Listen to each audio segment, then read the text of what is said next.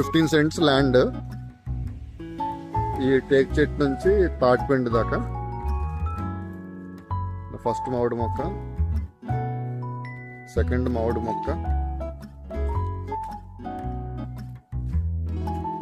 Third మామిడి మొక్క. Road facing 100+ వస్తుంది మెజర్మెంట్ ఈ తాటిపిండి వరకు. తాటిపిండి నుంచి మొత్తం 9 మామిడి మొక్కలు ఉన్నాయి. ఈ తాటిపిండి దాకా.